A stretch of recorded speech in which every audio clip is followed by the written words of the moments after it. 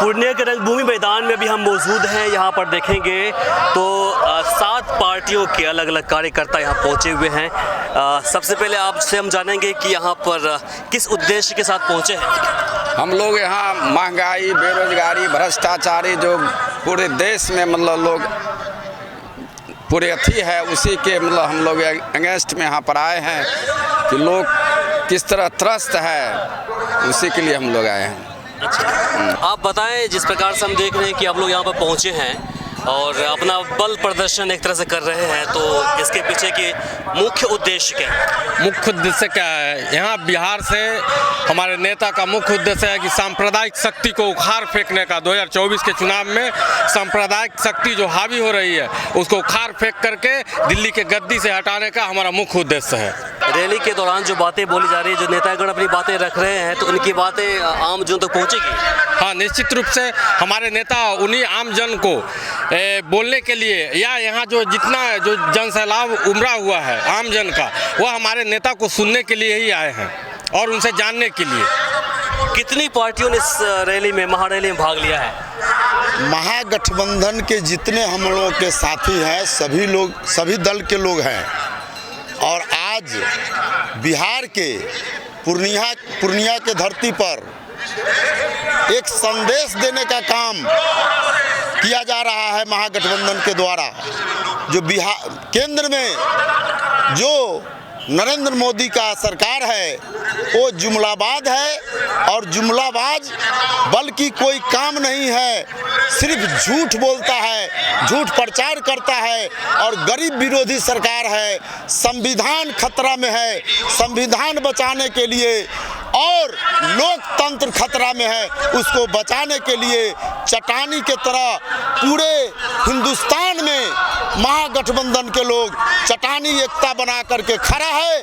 और इस बार 24 के चुनाव में पूरे महागठबंधन मुस्तैदी के साथ नरेंद्र मोदी के सरकार को उखाड़ के फेंक देगा। संविधान खतरे में है, तो कैसे खतरे में है संविधान? बिल्कुल, संविधान इसलिए खतरे में है, जो संविधान बाबा साहब भीमराव अंबेडकर जो अधिकार दिए हैं, उस अधिकार में कटौती करने का बराबर में भाजपा के प्रधानमंत्री के द्वारा काम किया जा रहा है।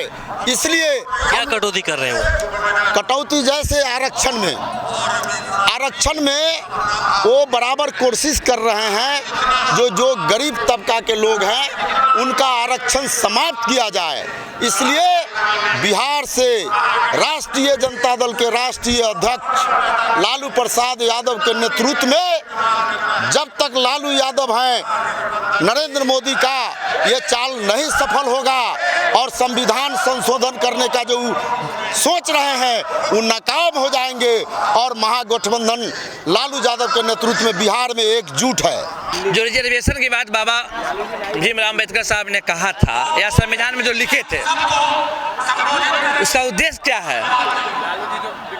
जो पिछड़ा है, दलित है, समाज के जो पिछड़ा वर्ग है, दलित पिछड़ा है, उसको हमको आगे लाना है। जो समाज में अंतिम व्यक्ति के रूप में उसको हमको आगे करना है। इसी उद्देश्य से बाबा भीमराव अंबेडकर साहब ने आरक्षण की बात की थी। लेकिन आज क्या हो रहा है? आज क्या हो रहा है? ईडब्ल्यूएस के नाम पर क्या हो रहा है? ईडब्ल्यूएस के नाम पे कैसे कैसे लोग जा रहे हैं, आप देख लीजिए। सच लागू कुछ और है और सच्चाई कुछ और हो रही है। कहीं ना कहीं दलित पिछड़ा जो अल्पसंख्यक समाज है उसका हित की बात नहीं हो रही है। वही चीज़ आपसे हम पूछना चाह रहे हैं कि मान लीजिए कि आपको चिराग पासवान जी एससी में पढ़ते हैं, उनके पास पैसे की कमी नहीं है। इसके बाद ओबीसी और आपको एससी एसटी में बहुत सारे नेता सामने हैं। मुख्य जो आपको बताया हमने, उनके पास अरबों की संपत्ति है, फिर भी उनको रिजर्वेशन मिल रहा है। तो क्या लगता है, उनको रिजर्वेशन मिलना चाहिए या फिर जो आर्थिक जो कंडीशन है उसके हिसाब से रिजर्वेशन होना चाहिए? देखिए, आप बात को समझिए, आप कहाँ ले जाना, आर्थिक और सामाजिक बात नहीं है। रिजर्वेशन की आपने बोला कि वो खत्म कर रहे हैं, इसी प्रकार से जिस प्रकार से मोदी जी ने बोला था। अंतिम व्यक्ति में कौन लोग हैं, उनको कौन आगे लाएंगे? समाज के अंतिम जो उस लायक है उनको मिलना चाहिए। इसके लिए नरेंद्र मोदी जी भी कर रहे हैं, ठीक है, सब कर रहे हैं, पार्टी का हर नेता कर रहे हैं। लेकिन जिस प्रकार से आप बोलिएगा कि रिजर्वेशन कहीं ना कहीं उनको ख़त्म कर रहे हैं वो गलत है, तो ये कहाँ तक सही है? बिल्कुल रिजर्वेशन खत्म कर रहे हैं। आप देखिए ना, भारत सरकार का जो भी नवरत्न था या जो सरकारी महकमा था, उसको क्या करें, सब बेच रहे हैं, सबको डील कर रहे हैं, बेच रहे हैं, हटा रहे हैं। इसका क्या उद्देश्य है? वो तो बोलते हैं कि हम प्राइवेटाइज कर रहे हैं ताकि जो गुणवत्ता बढ़ेगी। अरे प्राइवेट एक अदानी और अंबानी को आगे बढ़ाने से प्राइवेटाइजेशन हो जाएगा?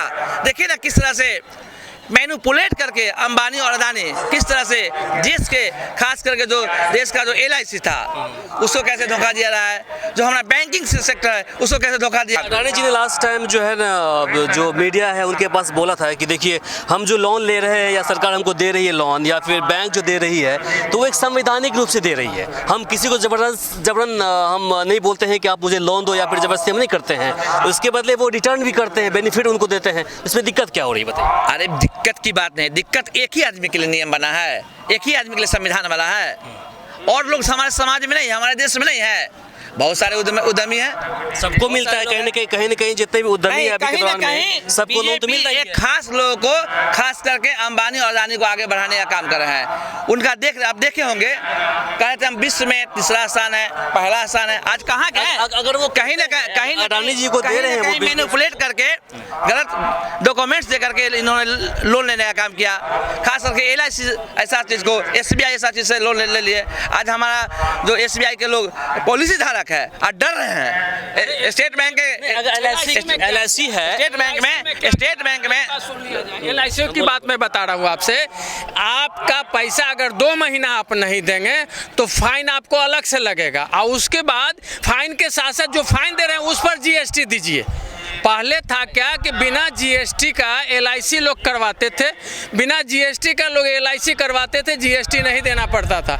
आज आप गवर्नमेंट जॉब में जा रहे हैं तो वहाँ आपको GST लग रहा है, और फिर GST जो देते हैं उसमें 2 प्रकार का GST होता है, एक स्टेट गवर्नमेंट का होता है, सेंट्रल गवर्नमेंट का होता है, दोनों की बराबर की भागीदारी होती है। LIC प्रीमियम, उसमें LIC तो सरकार की संपत्ति है, और वहाँ से जो बेनिफिट होता है तो आम लोगों के बीच खर्च किया जाता है, तो उसमें दिक्कत क्या है? LIC प्रीमियम पर दोनों जोड़ता है, LIC प्रीमियम पर SGT और GST दोनों जोड़ता है, और दोनों पर अगर आप 6 महीना लेट कर गए प्रीमियम देने में तो फिर प्रीमियम पर जो इंटरेस्ट आएगा उस इंटरेस्ट पर भी आपको इंटरेस्ट देना, GST देना। वो पैसा घूम फिर कर तो हमारे आपके बीच ही खर्च होता है। मेरा कहना ये है कि आप कमाते हैं 50,000 रुपया महीना, आप वहाँ पेमेंट कर देते हैं GST SGT इनकम टैक्स, वहाँ रिटर्न आप दे देते हैं। उसके बाद आप फिर आते हैं कि कोई सामान हम परचेज करने जाते हैं, मान लीजिए कि हम साबुन परचेज कर गए, उस पर GST हम दे रहे हैं। एक तरफ तो हमसे आप जो हम कमाते हैं वो पैसा पर आप GST SGT ले रहे हैं, इनकम टैक्स रिटर्न फाइल कर रहे हैं हम,